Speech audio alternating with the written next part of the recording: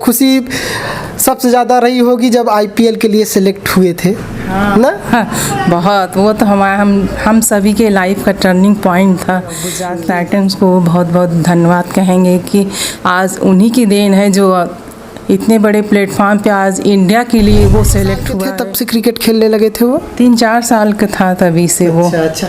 पिताजी भी क्रिकेटर थे? कहीं ऐसा तो नहीं कि पिताजी को ही देख देख करके सीखते होती है माता पिता के लिए भी? जब उनका एडमिशन आप करवाए होंगे, किस तरह का चैलेंजेस था उस वक्त?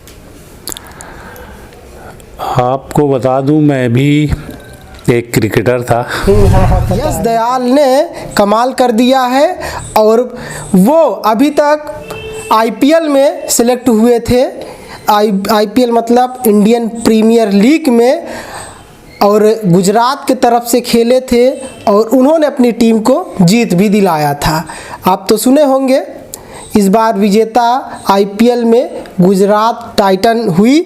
और अब ये जान लीजिए कि जो यश दयाल हैं, उनका चयन टीम इंडिया के लिए भी, भारत के तरफ से भी वो खेलेंगे, उसमें भी उनका चयन हो चुका है।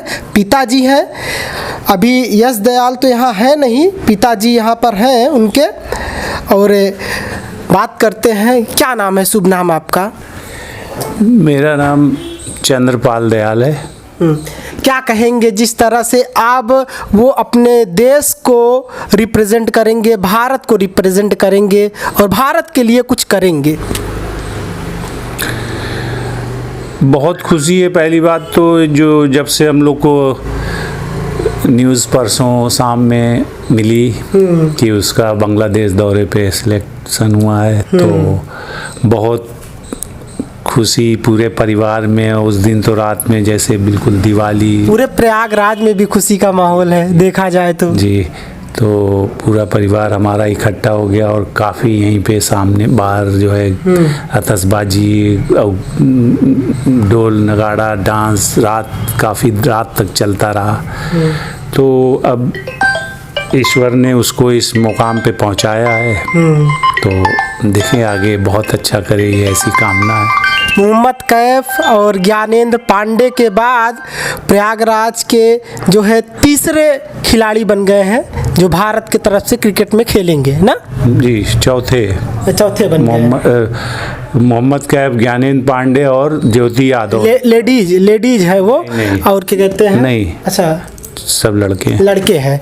ये जान लीजिए चौथे बन गए हैं और पूरे प्रयागराज में खुशी की लहर है। और जहाँ पर इनका घर है प्रयागराज में, जब ये सुना गया कि उनका जो है सिलेक्शन टीम इंडिया में जो है इंटरनेशनल मैच खेलने के लिए सिलेक्शन हो गया है, तो काफ़ी खुशी का माहौल है। और लोग जब ये सुने तो काफ़ी ज़्यादा ढोल नगाड़े आतिशबाजी होने लगी। और प्रयागराज में अभी भी लोगों, ये जान लीजिए जब हम लोग आए तो गलियों में लोगों को इस तरह से इस खबर से रूबरू है, जैसे ही हम उनको बताए कि हमको उनके यहाँ जाना है तो लोग बता दिए कि उनके पिताजी जा रहे हैं, देखिए। और फिर हम इनसे मिले और फिर घर पर आए। तो देखिए क्या होता है कि बहुत सारी चैलेंजेस होती है माता पिता के लिए भी। जब उनका एडमिशन आप करवाए होंगे, किस तरह का चैलेंजेस था उस वक्त? आपको बता दूं, मैं भी एक क्रिकेटर था। हाँ, पता है। तो वो लेफ्ट आर्म फास्ट बॉलर है, मैं राइट आर्म फास्ट बॉलर था। और मेरे अंदर भी जुनून था कि मैं एक दिन अपने इंडिया को क्रिकेट में रिप्रेजेंट करूं। और किन्हीं कारणों से नहीं मेरा सपना पूरा हो पाया।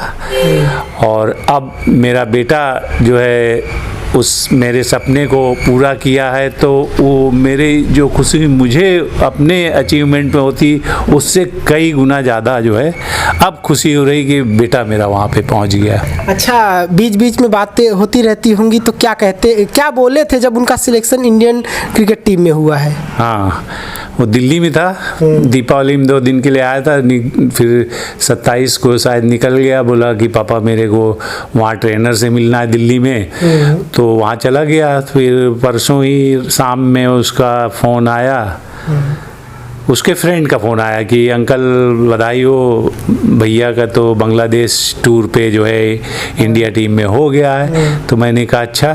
फिर उतनी थोड़ी देर में मेरे बेटे का फ़ोन आ गया। तो फिर क्या बात हुई उनसे? तो उसने कहा कि जो है पापा, मैं उस समय यहाँ पे तो बहुत इमोशनल था, मम्मी भी उसकी बहन भी, मैं भी काफ़ी इमोशनल। तो उसी समय उसका कॉल आ गया।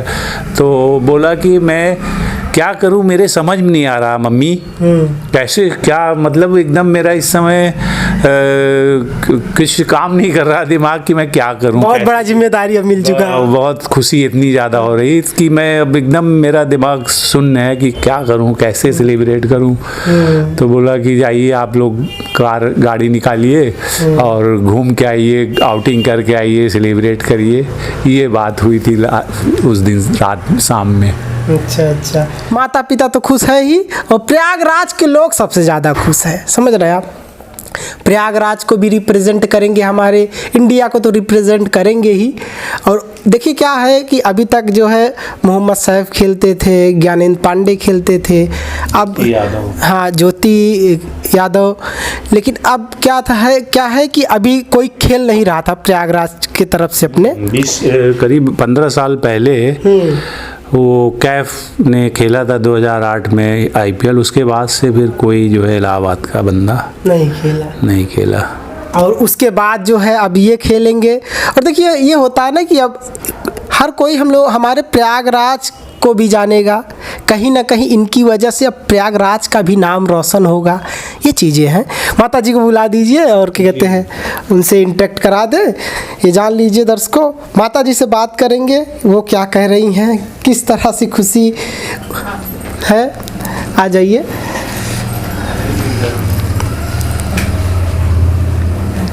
सबसे पहले आपको बहुत बहुत बधाई हो। और क्या कहते हैं, यश दयाल अब हमारे इंडिया को रिप्रेजेंट करेंगे और हमारे प्रयागराज का भी इसमें काफ़ी नाम होगा और लोग हमारे प्रयागराज को भी जान सकेंगे। विदेश में भी जाएंगे तो ये होगा कि ये कहाँ से आते हैं, तो ये होगा कि जो है इंडिया में प्रयागराज से आते हैं। तो किस तरह से खुश हैं आप लोग? बहुत बहुत धन्यवाद कि आज बेटे ने इस तरह के काम किया है कि आप लोग हमारे मतलब घर में आए हुए हैं और इंटरव्यू ले रहे हैं। इससे बड़ी खुशी की बात, हमारे लिए गर्व की बात और क्या हो सकता है। शुभ नाम क्या है आपका? मेरा राधा दयाल, यश की मम्मी।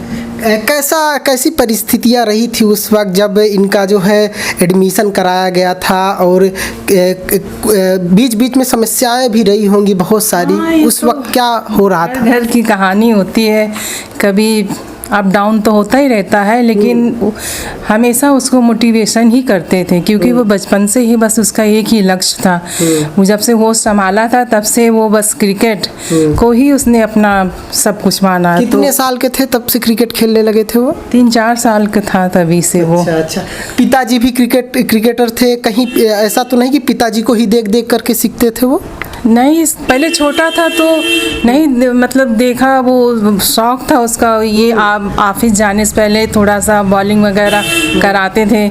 उसके बाद जैसे जैसे वो बड़ा हुआ, पापा उस समय तो खेल ही रहे थे, उसने देखा सब कुछ, तो उसका अपने आप ही सब कुछ अंदर से मतलब वो हो गया कि हाँ मुझे यही करना है। तो फाइनली उस वक्त खुशी सबसे ज़्यादा रही होगी जब IPL के लिए सिलेक्ट हुए थे।